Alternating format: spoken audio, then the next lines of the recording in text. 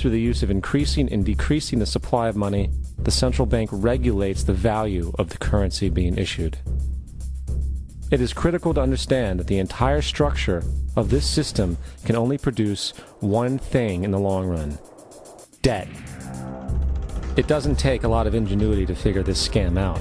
For every single dollar produced by the central bank is loaned at interest. That means every single dollar produced is actually the dollar plus a certain percent of debt based on that dollar. And since the central bank has the monopoly over the production of the currency for the entire country, and they loan each dollar out with immediate debt attached to it, where does the money to pay for the debt come from? It can only come from the central bank again, which means the central bank has to perpetually increase its money supply to temporarily cover the outstanding debt created, which in turn, since that new money is loaned out at interest as well, creates even more debt. The end result of this system without fail is slavery, for it is impossible for the government and thus the public to ever come out of the self-generating debt. The founding fathers of this country were well aware of this.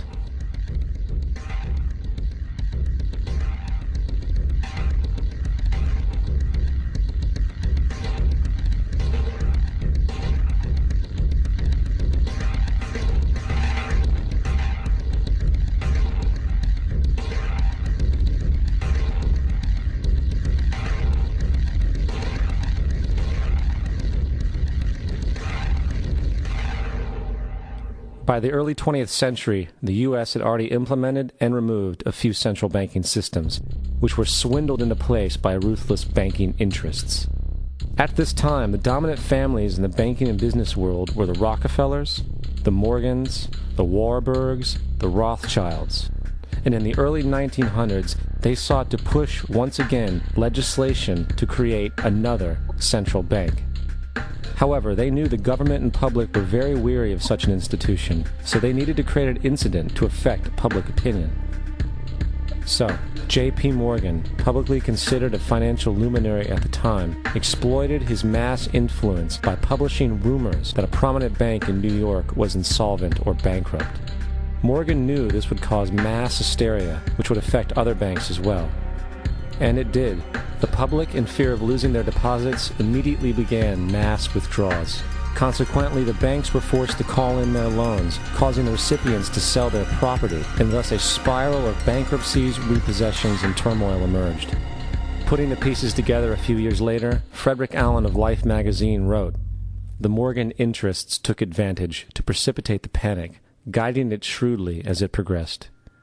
Unaware of the fraud, the Panic of 1907 led to a congressional investigation headed by Senator Nelson Aldrich, who had intimate ties to the banking cartels and later became part of the Rockefeller family through marriage.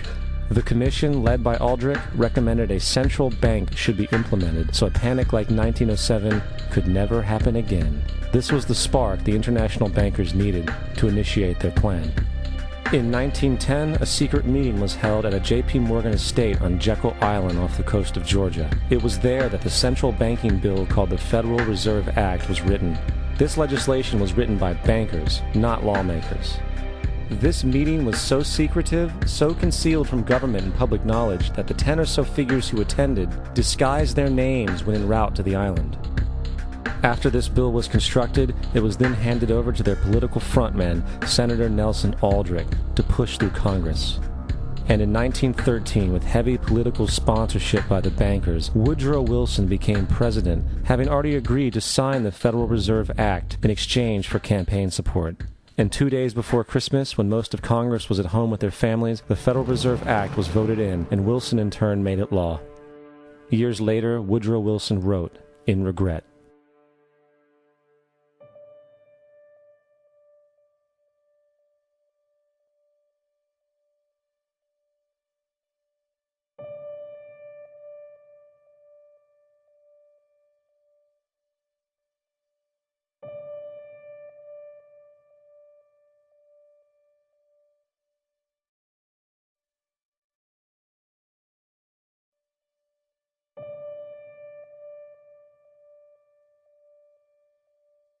Congressman Louis McFadden also expressed the truth after the passage of the bill. A world banking system was being set up here, a superstate controlled by international bankers, acting together to enslave the world for their own pleasure. The Fed has usurped the government. Now, the public was told that the Federal Reserve System was an economic stabilizer, and inflation and economic crises were a thing of the past.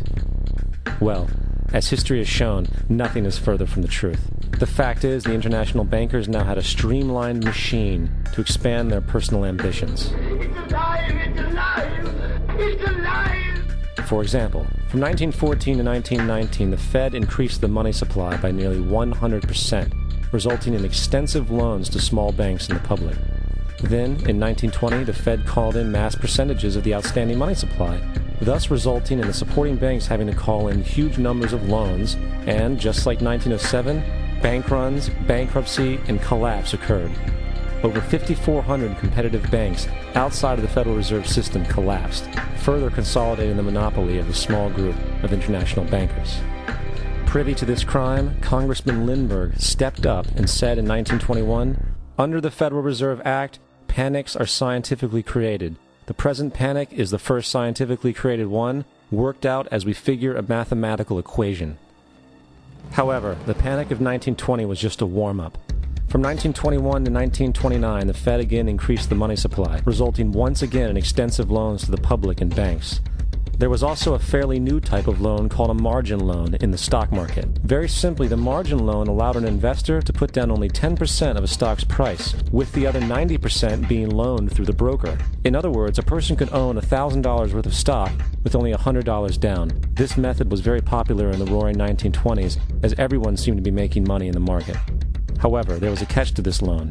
It could be called in at any time and had to be paid within 24 hours. This is termed a margin call, and the typical result of a margin call is the selling of the stock purchased with the loan. So, a few months before October in 1929, J.D. Rockefeller, Bernard Baruch, and other insiders quietly exited the market, and on October 24, 1929, the New York financiers who furnished the margin loans started calling them in masse. This sparked an instantaneous, massive sell-off in the market, for everyone had to cover the margin loans. It then triggered mass bank runs for the same reason, in turn collapsing over 16,000 banks, enabling the conspiring international bankers to not only buy up rival banks at a discount, but to also buy up whole corporations at pennies on the dollar. It was the greatest robbery in American history. But that didn't stop there. Rather than expanding the money supply in order to recover from this economic collapse, the Fed actually contracted it, fueling one of the largest depressions in history. Once again outraged, Congressman Louis McFadden, a longtime opponent of the banking cartels, began bringing impeachment proceedings against